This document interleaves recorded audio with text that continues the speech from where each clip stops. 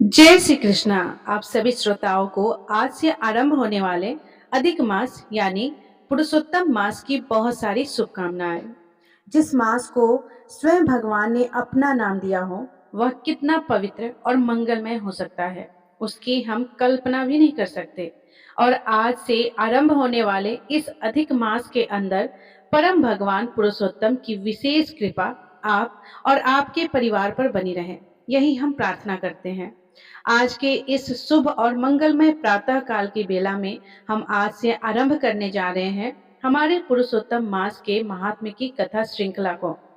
पद्म पुराण में इस पुरुषोत्तम मास की विस्तृत महिमा बताई गई है और उसी कथाओं का हम प्रतिदिन प्रातः काल में श्रवण करेंगे। आज से आरंभ होने वाले इस पुरुषोत्तम मास के लिए आप जो भी संकल्प लेना चाहते हैं उसे प्रातः काल में अवश्य लें। भगवान श्री हरि को साक्षी बनाकर आपने इस आध्यात्मिक साधना वाले विशेष मास के लिए विशेष संकल्प लें। नियमों का पालन करें और उसी के साथ चलिए हमारी आज की इस अधिक मास कथा श्रृंखला को आरंभ करते हैं। आइए आज की अधिक मास व्रत कथा श्रवण करते हैं। प्राचीन काल में एक समय बहुत बड़ा यज्ञ करने के लिए नैमिषारण्य तीर्थ में अनेक प्रकार के ऋषि मुनि एकत्रित हुए थे, जिसमें देवल, असित, रथिरत्तर, रुभु और कपिल दस में गौतम पहले, मृदुल, सुमंत, पिपलायन, सुमति, धूम्र, हारित, पृथु, कौंडल्य, वसु, बुधाय, शुष्ण, गालव, अगस्त्य, कात्यायन, कौशिश, अत्रि, ऋत, शक्ति, शंकु, संकृष्ट, पंख, विभाडंग, गर्ग, कनायु, शनि, जमदंगी, धूमप और मनभागर, भारद्वाज, कर्कश, शौनक, सतानंद आदि अनेक महान ब्रह्मनिष्ठ और वेद पाठी ऋषिगण अपने अपने शिष्यों सहित एकत्रित हुए थे। तीर्थ यात्रा करते करते उसी समय सूत गोस्वामी भी अपने शिष्यों के साथ नैमिषारण्य की उस पावन भूमि पर आ पहुंचे। उन्हें देखकर सभी ऋषि मुनियों ने उठकर एक साथ अत्यंत विनम्रता और आदर के साथ उन्हें प्रणाम किया। सभी मुनिगण हाथ जोड़कर सूत गोस्वामी से कहने लगे, हे सूत जी, आप चिरायु हो, आपके लिए मनोहर आसन यहाँ पर उपस्थित है, कृपया आप इस पर विराजमान होइए। सभी ऋषियों ने यथोचित आदर सत्कार से उनका सम्मान किया, आतिथ्य सत्कार किया और इस प्रकार कहकर वे ऋषि मुनि सूत गोस्वामी के पास बैठ गए।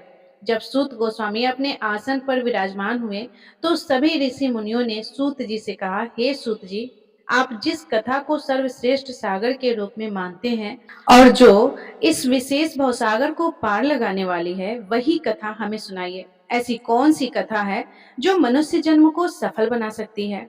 आप कृपया करके यदि उचित समझे तो उसका विस्तृत वर्णन हमें सुनाइए।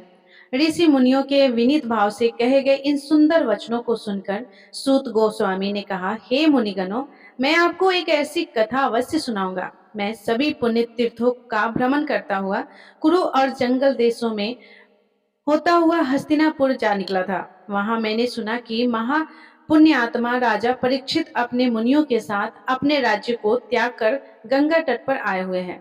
हे ऋषिगण, मैं वहां अपने मन की शंकाओं के समाधान हेतु गंगा जी के तट पर राजा परीक्षित के पास गया।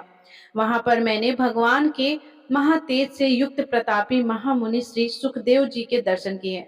ऐसा सुंदर संयोग सौभाग्य से ही प्राप्त होता है। महामुनि सुखदेव गोस्वामी को जब अन्य ऋषियों ने दूर से आते हुए देखा तो सभी एक साथ खड़े होकर हाथों को बांधकर उपस्थित हो गए।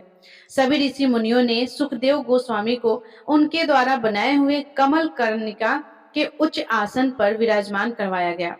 ज्ञान के सागर के समान सुखदेव गोस्वामी महाराज उस आसन के ऊपर सभी ऋषि मुनियों के बीच में उसी पर सुशोभित हो रहे थे, मानो तारों के जैसे मध्य पूर्णिमा का चंद्र शोभायमान हो रहा हो। और इसी प्रकार पुरुषोत्तम मास महात्म्य के अंदर सुखदेव आगमन नामक प्रथम अध्याय यहीं पे संपूर्ण होता है। इस अध्याय की अगली कथा का श्रवण हम करेंगे हमारी कल की इस अधिक मास कथा श्रृंखला में। क्या आप जानते हैं, पुरुषोत्तम मास में की गई छोटी सी भक्ति भी कई गुना फल देती है, लेकिन अगर नियम सही ना हो तो इतने दुर्लभ महीने का पूरा लाभ नहीं मिल पाता है। और यह पवित्र अधिक मास अब अगले 3 साल बाद ही आएगा। इसीलिए कल से शुरू होने वाले इस पुरुषोत्तम मास के लिए हमारे चैनल पे आप प्रतिदिन अधिक मास की कथा का श्रवण कर सकते हैं। धन्यवाद। राधे राधे। प्रिय श्रोताओं, आप सभी को ये कथा अच्छी लगी हो और जो भी मैं वीडियो डालती हूँ आप लोगों के लिए व्रत की कथा डालती हूँ, अगर आप लोगों को अच्छी लगी हो तो लाइक करके प्लीज कमेंट जरूर कीजिएगा।